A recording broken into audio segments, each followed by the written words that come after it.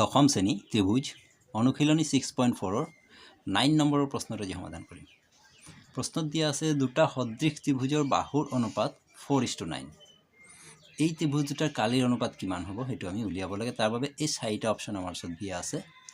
এই চাৰিটাৰ ভিতৰত যিকোনো এটা অপচন হ'ব, তাৰ বাবে আমি ইয়াক সমাধান কৰিব লাগিব। তো আমি ধৰি লৈছোঁ যে ধৰা হ'ল ABC আৰু DF দুটা সদৃশ ত্ৰিভুজ। তেন্তে ABC আৰু DF যদি সদৃশ হয় তেন্তে ABC আৰু DFৰ বাহুৰ অনুপাত 4:9 হ'ব।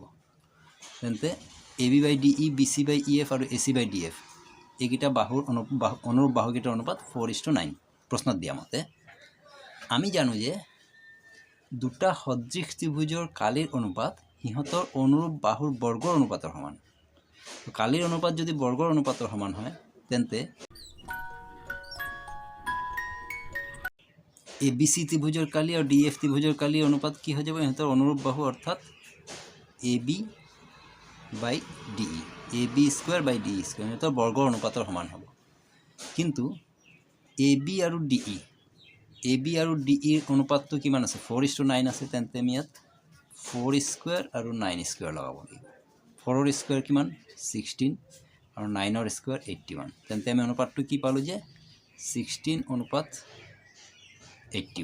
16:81 তাৰমানে আমাৰ শুদ্ধ উত্তৰটো হৈছেগৈ D নম্বৰ 16:81।